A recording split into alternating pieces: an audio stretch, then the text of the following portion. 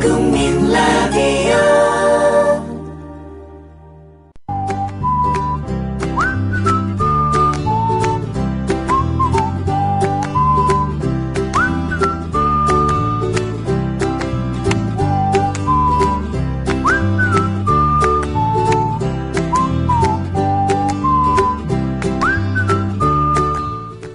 조선은 일컬어 세계적으로 유례가 없는 왕조라는 말을 합니다. 500년을 지속했느니 선비정신과 군신의 긴장관계가 효과적으로 작동했느니 하는 분석도 있습니다. 다 좋습니다. 그럼 왜 망했을까요? 500년 지속한 힘인데 왜 허망하게 망했을까요? 일본이 들이닥쳐서 합병했다고요? 그럼 일본은 언제부터 어떻게 준비를 했을까요? 일본이 파고든 허점은 또 무엇이었을까요? 의문을 가질수록 점점 망국의 발원지로 거슬러 올라가게 됩니다. 근원을 찾아야 같은 일을 반복하지 않습니다.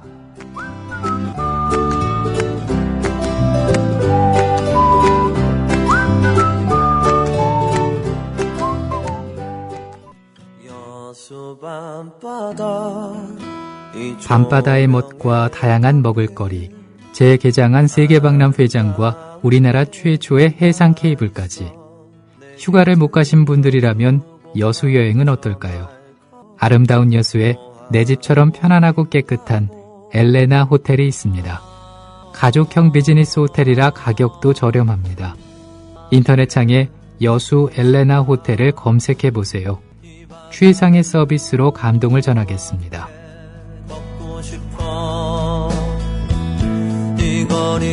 조합원 예약 시 판매 금액의 10%는 국민TV에 후원됩니다. 예약 문의는 지역번호 061-651국에 6671번으로 하시면 됩니다. 여수 엘레나 호텔. 네, 광고하겠습니다. 조합원 그라쿠스님이 판매하는 아로니아 베리를 소개합니다. 시중에 아로니아 즙 등 아로니아를 이용한 음료들이 많은데요. 지금까지의 아로니아 음료는 모두 폴란드 등에서 고행분을 수입한 것을 희석한 겁니다. 그러나 그라쿠스님의 아로니아는 유네스코 지정 국제환경보전지역인 전북 고창의 황토에서 재배된 국내산입니다. 아로니아 베리를 국내에서 첫 재배한 지역이 바로 고창이고요. 작년에 첫 수확을 했다고 합니다. 그리고 5년생의 아로니아가 가장 품질이 우수하고 영양이 뛰어나다고 하는데요. 고창 아로니아 베리가 바로 5년산입니다.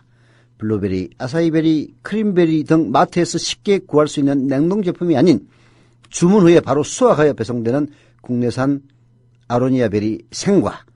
추석을 맞이하여 선물 고민하시는 분들에게 그라쿠스님의 아로니아 베리를 추천합니다. 구입 문의는요.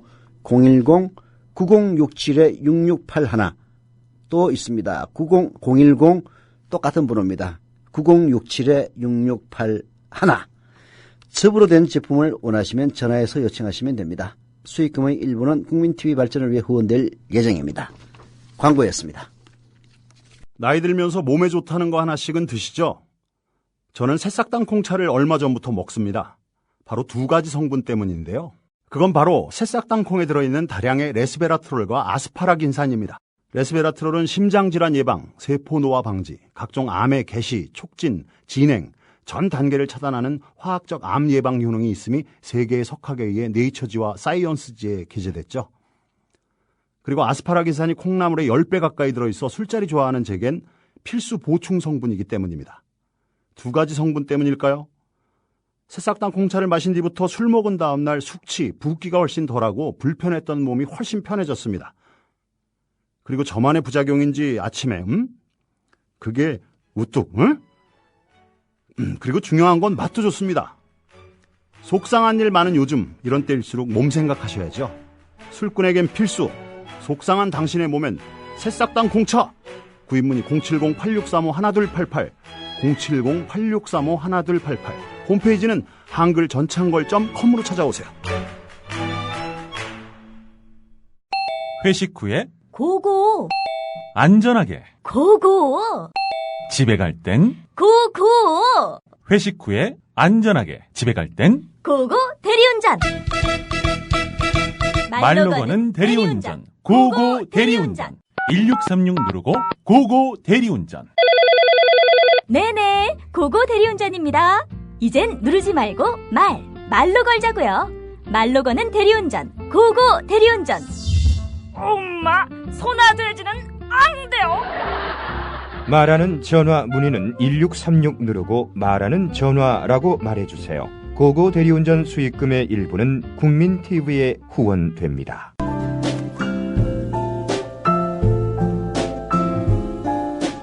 뇌에는 근육이 없습니다.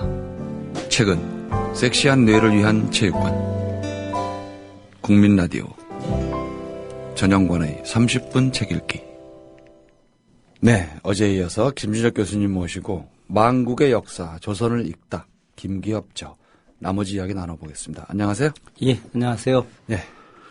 조금 전에 하셨던 망국의 근원을 찾아서 김기업 교수님께서는 뭐 여러 이야기를 하고 계시죠. 조금 있다가 더 깊게 망국의 근원에 대한 이야기를 좀 할 텐데, 대원군의 어떤 개혁의 실패, 또 이제 고종의 무능, 또 이 책에선 고종만을 위한 대한제국 뭐 이런 표현도 쓰고 있어요. 그래서 전반부는 어제 제가 이야기했던 그런 이제 그 마음의 쇄국부터 시작해서 조선 후기 이제 안동김 씨의 어떤 그 권력 집단화, 60년 세도, 60년 세도 정치, 이것이 이제 전반부 이야기라고 한다면은 후반부의 이야기는 이제 대원군 이후부터 주로 이제 상당수가 고종에 대한 이야기죠. 어쨌든 고종이 굉장히 무능했던 것은 이제 분명한 것이고, 고종과 명성황후가 굉장히 잘못 알려진 사람들의 이야기다. 근데 요 이야기 앞서 제가 갖고 있는 망국의 원인을 잠깐 좀 이야기해 보도록 하겠습니다. 원래 이게 이제 책 소개고 저자의 생각들을 제 입을 통해서 이야기하는 주로, 건데, 근데 오늘은 저도 잠깐 제 이야기 한마디 좀 하고 가도록 좀 하겠습니다. 저는 그 망국의 원인을 두 가지로 보고 있어요. 크게 조선 500년 전체로 본다면은 그 두 가지가, 첫 번째는 문을 너무 중시하고 무를 천시했다. 이게 이제 그 망국의 원인이다. 이것은 다시 이야기해서 형평성이 결여됐다라고 하는 것이죠. 균형이 없다라고 하는 거예요. 문무의 균형. 그렇죠. 이 문무의 균형이라고 하는 것은 단순하게 문무의 균형이 아니라 인간 존중, 인간에 대한 균형이 없었다라고 하는 거죠. 존중이 없었다라고 하는 거예요. 소수의 권력을 가진 자들이 그 나머지 사람들에 대한 존중이 전혀 없었던 거죠. 무인들도 많이 있었을 텐데. 무인들도 많이 있었죠. 무인들도 많이 있었지만 그 무인들이 끊임없이 문인들에 대해서 즉 권력을 가진 사람들에 대해서 아부하고, 이순신 같은 사람이 별로 없었던 거죠. 그러다 보니까 이것이 국가가 문을 너무 중요시 여기고 무를 천시하니까 자연스럽게 국방적 측면이 망가져 버린 거죠. 그죠? 이게 이제 하나의 원인이라고 보고 있고, 두 번째로는 이제 관리들의 부정부패. 이것은 이제 김기업 교수님하고 저하고 동일한 생각을 하고 있는 것이죠. 관리들의 부정부패를 한 원인은 뭐냐? 이것은 지방 고을에 있는 그 실무 관원들, 즉 향리들이죠. 향리들에게 국가가 급여를 전혀 주지 않았어요. 아전들한테 국가가 돈을 안 준다. 전혀 한 푼도 안 줬죠. 알아서 뜯어먹고 사는 알아서 겁니까? 뜯어먹으라고 한 거죠. 그래서 정조 때 이제 개혁하기 위해서 실제로 이제 화성유수부, 이제 오늘날 이제 수원이죠, 그죠? 화성유수부에 있었던 아전들한테 급여를 주는 제도를 했어요. 이것이 이제 성공하느냐 아니냐. 급여를 받게 되면 이제 아무래도 부정부패 덜하지 않겠습니까, 그죠? 그러다가 정조 죽은 이후에 이제 그것도 완전히 사라져 버렸죠. 그러니까 중앙 정계에 있는 관료들 숫자하고 지방에 있는 향리들 숫자하고 이건 비교가 안 되는 거예요. 화성 유수부 같은 경우도 그 아전들이 무려 400명 가까이 됩니다. 화성 유수는 하나고 유수 한 명에 보좌하는 판관 한 명에 아전이 400명이에요. 그 사람들이 알아서 여기저기 다니면서. 그럼요. 그러니 다른 고을 다 보세요. 전국에 약 한 300개 고을이 있었는데 그 300개 고을의 아전들 한 뭐 100명만 치자 이거 100명만. 그러면 3만 명이에요. 3만 명이네요. 3만 명이 온갖 부정부패를 저질렀다고 생각해 보시죠. 당시 조선 인구가 1000만인데 1000만 중에 3만이 부정부패를 저질렀다. 이거는 나라가 망하게 되는 거예요. 그죠? 그러네요. 그래서 이것을 갖다가 개혁하는 것이 실제 주된 지도자의 임무였던 것이죠. 그죠? 그런데 그걸 개혁하려고 했던 인물이 없던 건 아니었어요. 그게 바로 이제 흥선대원군이었죠. 그죠? 흥선대원군이 이 문제와 관련해서 분명히 바로잡으려고 하는 의지는 있었지만 네. 그러나 흥선군이 갖고 있었던 개혁의 어떤 사고 방향성 자체가 잘못된 것이었던 거예요. 어떤 문제였느냐. 흥선대원군이 실제로다가 백성을 위한 나라 만들기 이것을 했다라고 하기보다는 바로 조선 초기에 왕조 국가를 되돌리자. 왕조 국가로 되돌리자. 즉 강력한 국왕이 존재하는 그런 국가로 되돌리고자 하는 것들. 거꾸로 그것이 성리학이 갖고 있는 유교 질서에 충실한 국가로 되돌릴 수 있다라고 판단을 한 거예요. 대원군이면은 그 서양 문물들이나 서양의 제도나 이런 걸 좀 많이 좀 접했을 텐데 그 당시면은. 사실은 접했죠. 왜 접했냐면 흥선대원군이 처음부터 쇄국한 사람이 아니에요. 흥선대원군의 아내였던 민부대 부인, 이 분이 서학 신자입니다.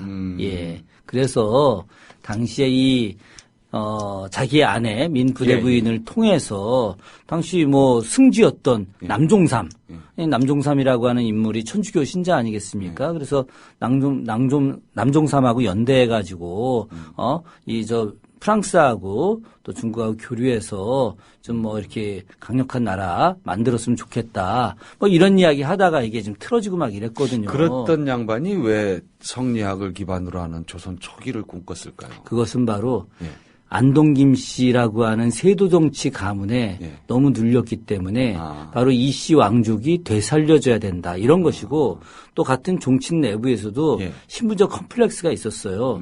이것은 사실 오늘 뭐 깊게 이야기할 내용은 아니고 다음에 따로 이제 이야기할 내용인데 여기 집안이 이제 자신의 아버지였던 남현군 이 집안이 인조 반정 때 그 인조의 6번째 아들이었던 그 임평대군의 후예거든요. 그러니까 조선 왕실의 현재 그 앞에 있던 뭐 영조라든가 정조라든가 그 앞에 숙종 뭐 이런 소위 말하는 삼종의 혈맥으로 정통 라인으로 치는 완전히 반계거든요. 그러다 보니까 그런 반계에 있던 사람들이 어찌 해가지고 그 과정까지 이야기하면 다음번 거에 제가 좀 그 놓칠 수 있어서 그 반계였던 사람들이 어떤 국왕이 돼버렸단 말이죠. 그러니까 그런 그 신분적 컴플렉스 때문에 계속해서 왕권을 강화하려고 했고 그것의 상징적인 것이 경복궁 중건이었던 거예요.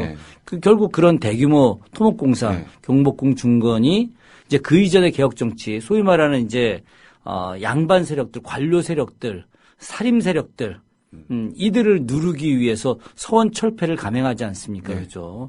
서원 철폐라고 하는 것은 저는 제가 판단할 때 조선 전체 역사, 조선 전체 역사에서 3대 개혁이 있다고 저는 보고 있는 거예요. 그 3대 개혁이 하나가 바로 대동법 실시. 두 번째가 정조 때 신해통공 모든 사람들이 장사할 수 있게 해줬던 것 그리고 세 번째가 바로 이 서원철폐 이렇게 보고 있거든요. 이 엄청난 개혁을 했음에도 불구하고 끝내 제대로 이루어내지 못했던 거죠. 왜?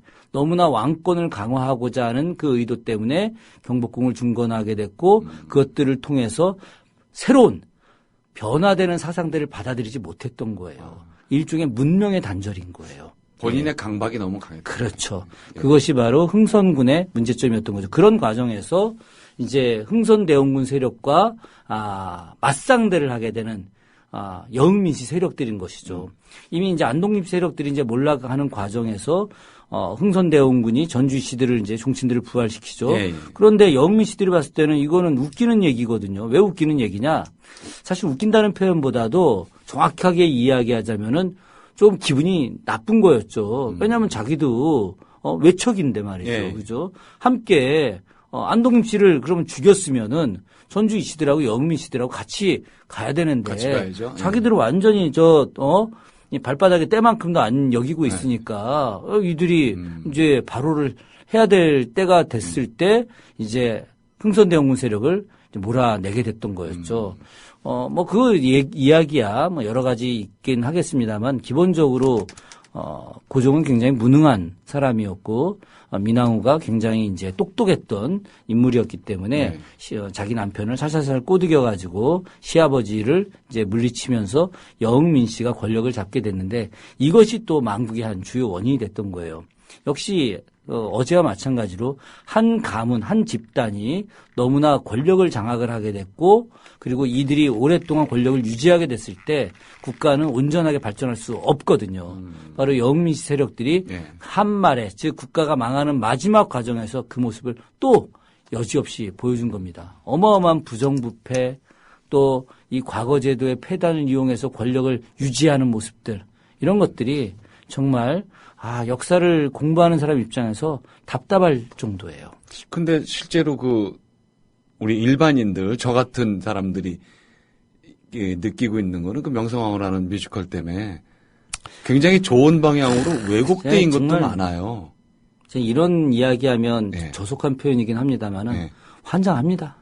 정말 그건 아닌데. 그래서 예. 이 명성황후라고 하는 이 뮤지컬이 말이죠.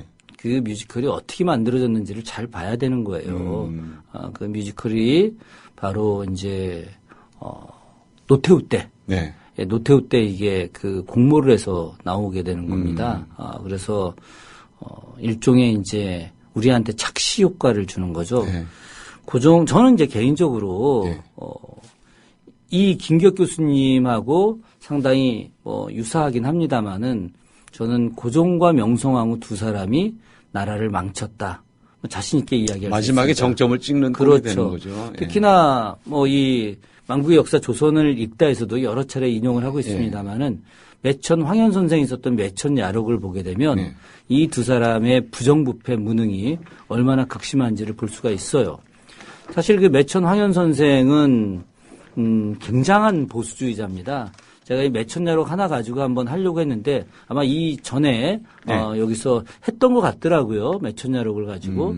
그렇기 때문에 한번 확인해 보겠습니다. 매천야록이 되어 있지 않다면 제가 매천야록에 대한 이야기를 좀 자세하게 좀 하고 싶은데 매천야록에 보게 되면은 이 고종하고 민왕후가 얼마나 성격적 파탄자인지를 드러내놓고 있어요. 일반적으로 잘 알려지지 않은 내용입니다. 이 명성황후가 이제 저는 이제 명성황후라고도 안 해요. 민왕후라고 보통 이야기하는데 이 민왕후가 뮤지컬에서 나는 조선의 국모다 이랬다는 거 아닙니까, 그죠? 그래서 그 한마디가 아주 사람들을 많이 자극했어요. 더군다나 그때 이 뮤지컬 말고 이 CF인가 하여튼 무슨 그 영화인가에 드라마였던 건가요? 그죠? 이미연이라고 하는 당대 최고의 드라마가, 미인 배우가 이게 나왔어요. 그러는 바람에 그냥 거기에 다들 또 원래 예쁜 여자가 나오면 다 모든 게 용서되고 막 이러지 않습니까? 그죠? 그래서 이게 좀 약간 잘못된 그 생각들을 심어주게 됐는데, 고종하고 민왕후가 이제 어떤 사람들이었느냐? 이 사람들이 파티 중독자예요. 파티 중독자. 그래서, 밤새, 이제 해가 떨어지게 되면 그때부터 시작해서 밤새 파티를 하는 거예요. 주지 육림 세계로 빠져들어가는 겁니다. 그래서 고종은 거기서 탁 술 먹다가 예쁜 궁녀들 있으면 꼬드겨가지고 가서 섹스나 하고 또 그 다음날 또 이 민왕후도 같이 즐겁게 잘 놀다가 이제 남편이 이제 뻘짓거리 하면은 그 다음날 궁녀 찾아내가지고 허벅지 살을 도려냈어요. 그리고 그 여자들을 죽여버립니다. 그러니까 밤새 그렇게 파티하고 놀다가 이제 몇 시쯤 일어나느냐. 오전 내내 자는 거예요. 오전 내내. 오전 내내 자다가 이제 대충 아점 먹는 거예요. 아점 때린다고 하죠. 그죠? 아점 때리고 한 2시서부터 한 5시까지 일 보는 거예요. 대략. 잠깐 일. 예, 잠깐 일 보다가 또 이제 술 처먹으러 가는 겁니다. 이게 두 부부의 모습이에요. 안 그랬을 것 같죠? 예, 우리가 그런 것도 사실은 다 알아야 되거든요. 알아야죠. 예. 그래서 이것이 매천야록에 상세하게 기록되어 있고 또 이 책에서도 인용을 하고 있어요. 그런데 더 놀라운 이야기가 있어요. 매우 충격적인 이야기인데 고종이 말이죠. 국가를 상대로 돈놀이를 했다. 이해가 되십니까? 예. 우리가 지금 전두환 전 대통령이 당시에 굉장히 많은 돈을 사람들에게 뺏기도 하고 뒤로 빼돌리기도 했죠, 그죠? 그 당시에 이제 김영삼 정부 때 그죠? 이제 재판을 했을 때 뭐 돈 얼마 나왔다는 거 아닙니까? 그죠? 그걸 당시 환산했더니 20조 가까운 돈이었다는 거예요. 요즘 돈으로 치게 되면 그게 그러니까 어마어마한 금액이었죠. 그죠? 그 돈을 다 뭐 하려고 어딘가 다 있겠죠. 지금 얼마나 찾았겠습니까? 지금 박근혜 대통령이 당시 1980년도 그러니까 아버지 돌아가셨을 때 그죠? 79년도에 그때 청와대에서 받은 돈이 그 6억. 6억이었다는 거 아닙니까? 예. 그죠? 오빠가 준 돈 6억. 예. 오빠가 준 돈 6억. 그 6억이 지금 6억하고 똑같은 돈이겠습니까? 택도 아니죠. 말도 안 되는 거죠. 예. 그 6억이라고 하는 돈이 지금 제가 봐서는 5천억 이상 가까이 되는 돈이 될 수 있어요. 왜냐하면 그 6억이 부동산을 샀을 때 몇 배 증가했겠습니까? 그죠? 어마어마하죠. 어마어마한 금액이죠. 그런데 6억이라고 하는 돈을 아직도 이렇게 국가에 반납하지 않은 부분들, 이거는 국민들도 잘 지켜봐야 돼. 왜 1년이 넘었는데 왜 아직 안 하죠? 예. 그냥 6억만 내려고 그러나요? 글쎄 말입니다. 6억만. 아니, 6억이라도 내야 되는데 6억도 아직 안 내고 있으니까. 어쨌든, 고종이 말입니다. 예. 돈을 엄청나게 빼돌렸어요. 국고를 빼돌려서. 국고를 빼돌렸죠. 국고를 빼돌려서 그것을 갖다 사유화했습니다. 그런데 우리가 지금 마찬가지로 세금을 걷어갖고 1년 예산을 확정을 하고 예산을 쓰는 거예요. 그죠? 조선시대 때도 그렇게 한 겁니다. 그래서 그 이전까지는 뭐 여러 가지 세금을 냈죠. 뭐 토지에 대한 세금, 사람에 대한 세금, 그 특산물에 대한 세금 막 다 내다가 대동법 이후에 이제 쌀로 이제 통합을 하는 거 아니겠습니까? 쌀이나 포나 뭐 이렇게 해가지고. 어쨌든 그렇게 거둔 세금으로다가 1년 예산을 짜는 거예요. 호조에서. 그리고 분배하고 운영하는 것이거든요. 대한제국 시기에 그렇게 했어요. 그렇게 했는데 국가 재정이 좀 안 좋다 보니까 돈이 모자라는 거예요. 모자라면 고종이 어떻게 하느냐. 자기 개인 비용에서 고리로다가 정부에 빌려주는 거예요. 돈놀이를. 예. 그래서 엄청난 이자를 사채 이자를 받는 거예요. 사채 이자 받고 그 다음에 예산 쓰면 원금하고 이자하고 다 뺏어가는 거야. 그러니까 자기는 엄청나게 돈이 더 늘어나는 거죠, 그죠? 그리고 또 돈이 모자라. 그럼 또 빼돌리는 거예요, 이렇게. 이해가 되십니까? 국가 지도자가? 그런데 일부 몇몇 뉴라이트 계열의 역사학자들은 그 점을 굉장히 높이 평가하는 거예요. 왜 높이 평가하느냐? 이들이 고종이 나라가 이제 완전히 다 망해버렸거든. 사제를 털어서 국가 운영을 도왔다. 그렇죠. 그 사제를 털어서 국가 운영을 도왔다 이 얘기 하나 하고 그리고 고종이 나중에 정말 얼마 안 되는 돈 그거 저 신흥무관학교 이런 데 돈 비밀리에 좀 주거든요. 왜냐하면 자기가 나라를 뺏겼으니까 다시 국권을 회복해야 되는 거 아니겠습니까? 그렇죠. 그죠? 그러려면은 해외에 나가 있는 무장 투쟁할 수 있는 사람들한테 돈 일부 주는 거 너무 당연한 거죠. 자기 돈 전체를 다 줘도 현찮은데 돈 요만큼 준 거예요. 그거 가지고서 고종이 비밀리에 항일운동을 도왔다는 등 이따위 소리들 하고 있는 겁니다, 지금. 참. 아니, 전 살다가, 전 세계에 수없이 많은 무능한 군주들의 이야기를 들었지만, 영악하게 자기의 사적 이익을 더 부풀리기 위해서, 사적 이익을 얻기 위해서 국가를 상대로 국왕이 고리대금업을 했다는 이야기는 동서고금을 막론하고 들어본 적이 없어요. 창피해서 어디 얘기를 못 하겠네요. 그런데 이 고종이 그런 사람입니다. 그러니까 나라가 망하지 않을 수가 없는 것이죠. 참 충격적이네요. 자, 예나 지금이나 뭐 빼돌리는 사람이나 요 근래는 뭐 돈놀이까지는 안 했지만 많이 빼돌려갔으니까 뭐 입맛이 씁니다 아주. 그런데 여기에 더해서 이제 고종의 무능함이라고 하는 것이 뭐였느냐? 고종이 해외의 세력들, 이 세력들에 대한 대응 능력이 떨어졌어요.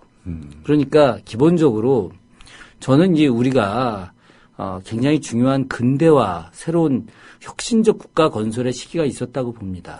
백성들이 만만치 않거든요. 그것이 바로 동학농민전쟁, 갑오농민전쟁이라고 부르는 거죠. 사실 그 갑오농민전쟁에서 전주 화약 때 만들어졌던 집강소 설치라고 하는 것은 세계사적인 일이에요.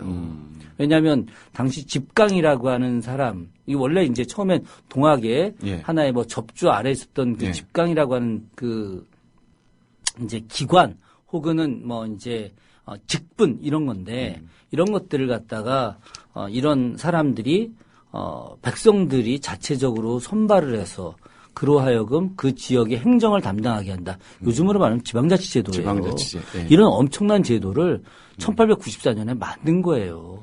만들었는데 이 동학 농민군들 혹은 가보 농민군들 네. 이들을 갖다가 물리치기 위해서 정부가 그래서 외세를 끌어들인 거 아니겠습니까? 그렇죠.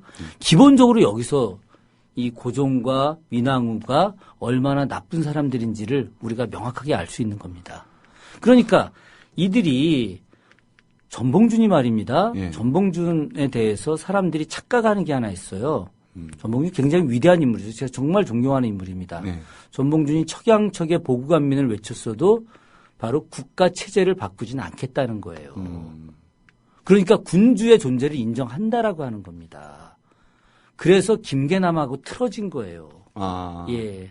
우리가 당시 손화중, 전봉준, 김계남 아니겠습니까? 예. 그죠? 3대 거두 동학농민군 예, 지도자인데 손화중이 나이가 제일 많아요. 손화중이 이 전봉준하고 김계남 두 사람을 동학교도로 입도시킨 장본인입니다.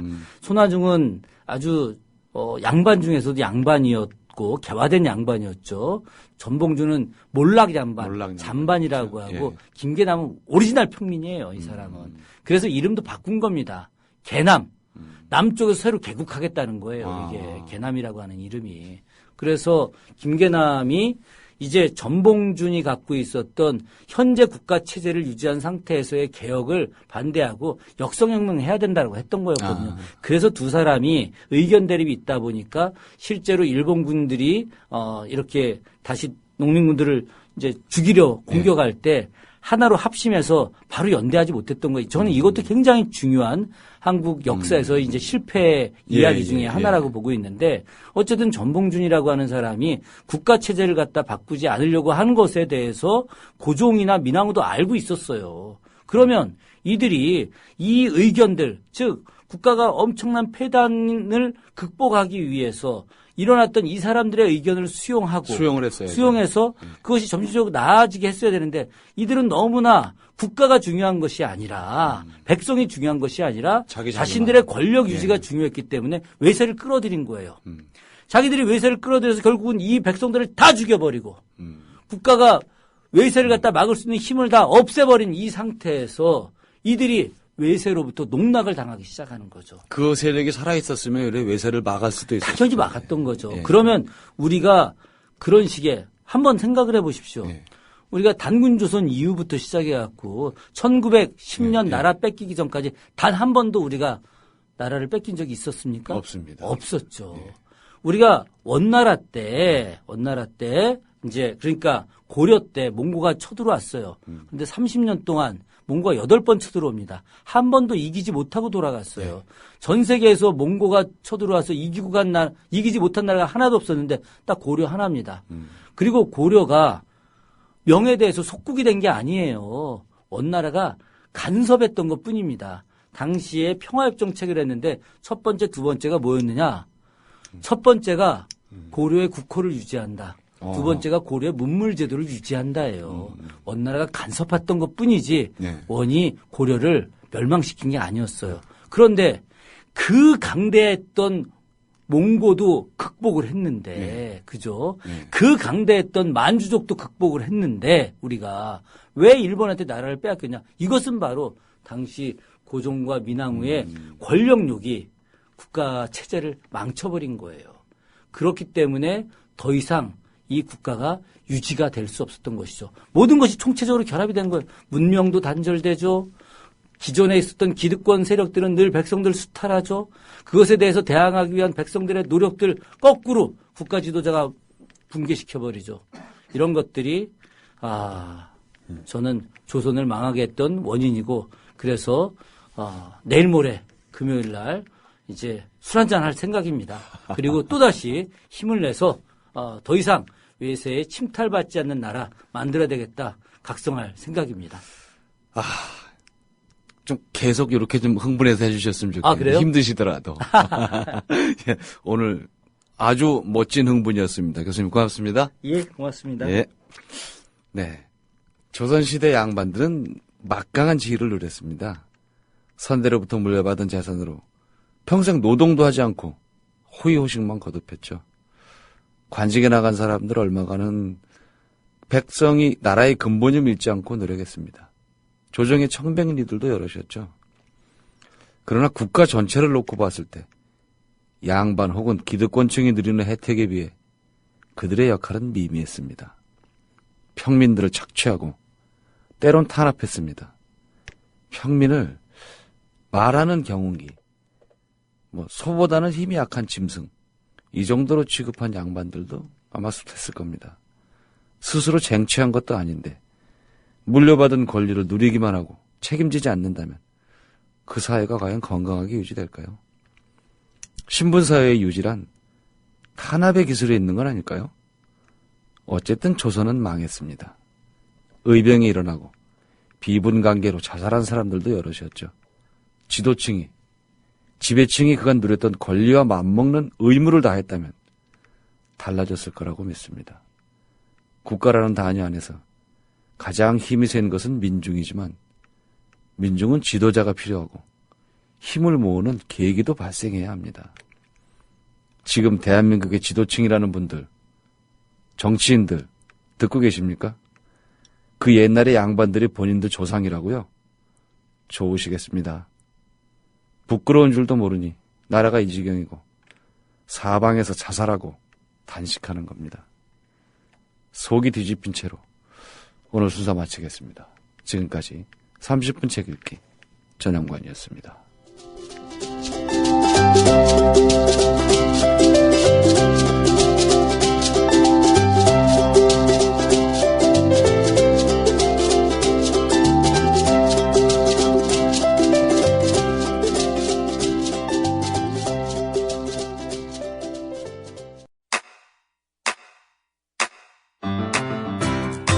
국민 라디오 지지하는 4가지 방법 아시나요? 다운로드하기, 별점 주기, 댓글 달기, 구독하기. 국민 라디오를 보다 많은 이들에게 전할 수 있는 가장 손쉬운 방법. 다운로드하기, 별점 주기, 댓글 달기, 구독하기. 잊지 마세요. 다운로드하기, 별점 주기, 댓글 달기, 구독하기.